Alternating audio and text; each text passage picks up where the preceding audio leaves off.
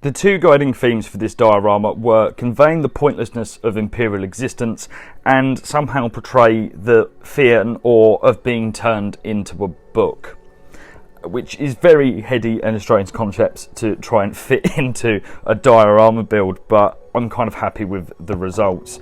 You have the prefect staring at the acolyte very menacingly as the poor acolyte has to count books endlessly day after day in a relentless grind, shown by the endless pile of books in his section.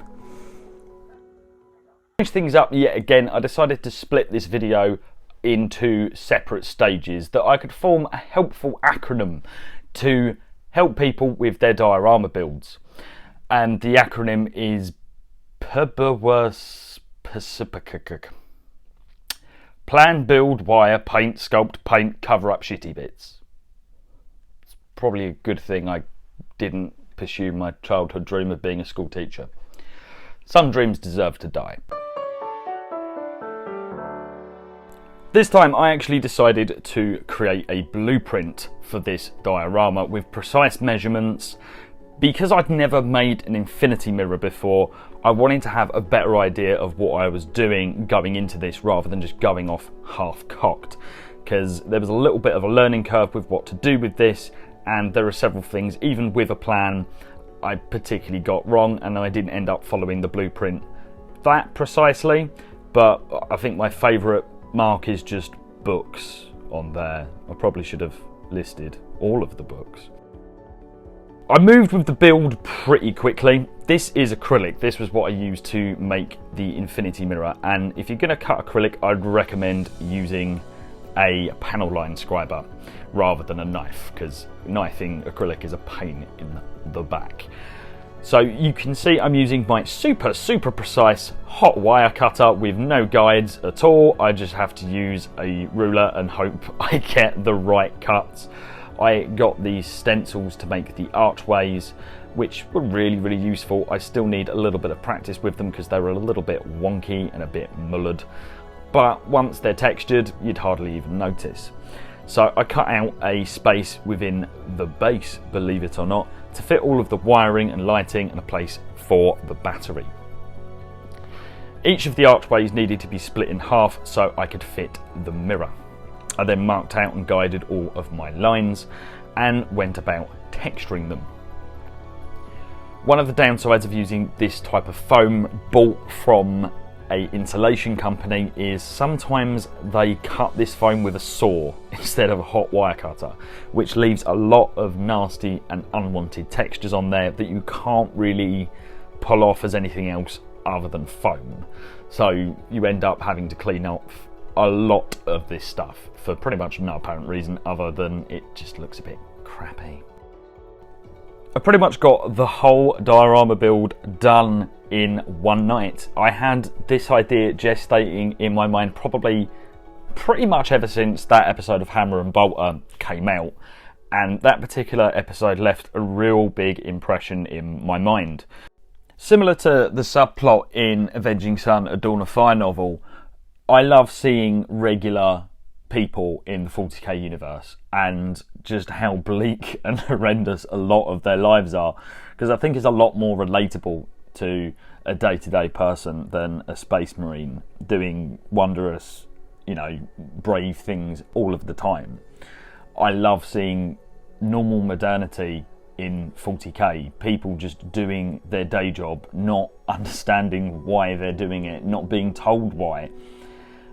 I just find it fascinating because it just gives a wider context to that universe. It makes it more real and so much more relatable to everyday characters and situations, because we get a lot of Space Marine content, but we don't get a lot of that eyes on the ground, what's real life like for people in that universe. Just an aside, I love watching Shrink Down Shrink. It's just, I could watch hours of that and be absolutely hypnotised. This was the first time I actually tried to hide wiring with inside the foam, and actually it worked out pretty well. I just cut channels and then just poked the wires in there, and it was a lot of fun. One of the big missteps that I did make with this diorama was that I put in 2 lights and I put one light right next to the external mirror that had to be cut off from the circuit. Do you want to do it? On! I can drive a small car from that. Always use your house elf to test your electronics.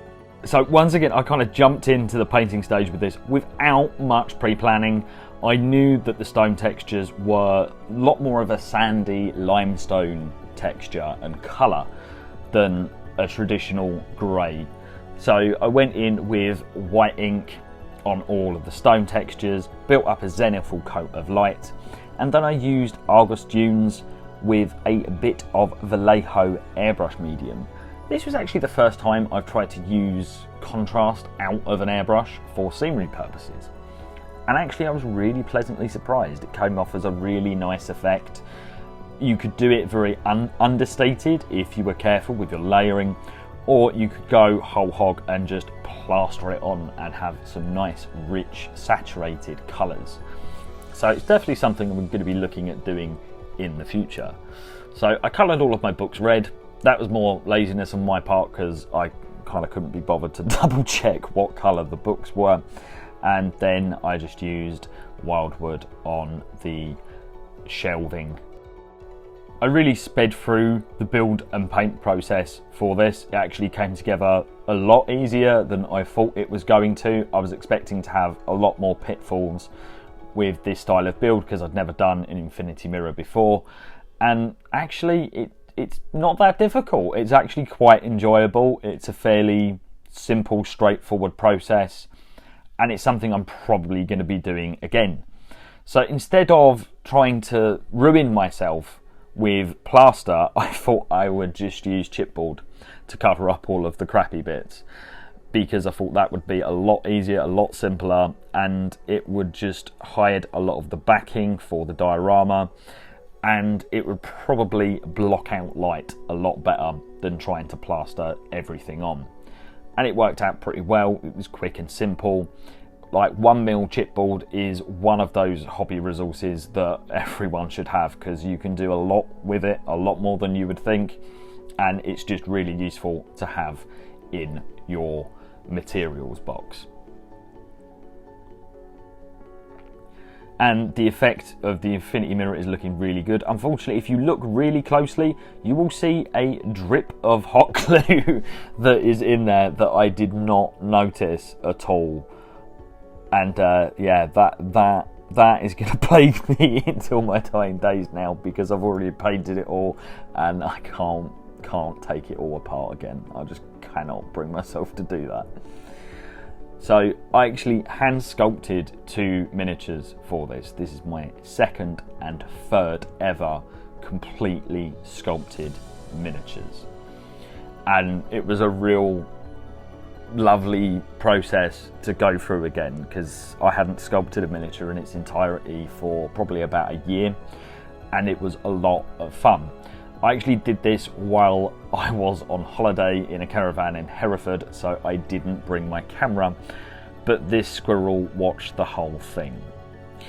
So I brought them back non-baked, so I used my very specialist baking handle / an oven glove to take this one out of the oven, let him set for a little while, and I got to the painting. Now, I am not a master sculptor by any stretch of the imagination. I think when you look at the quality of these 2 sculpts, it's safe to say I'm not going to be offered a job as a miniature sculptor with any company for some significant amount of time. But there's nothing quite like sculpting your own miniature from scratch and getting some paint on it, because you've done everything with this model. No one's hands, apart from yours, have affected the way this looks.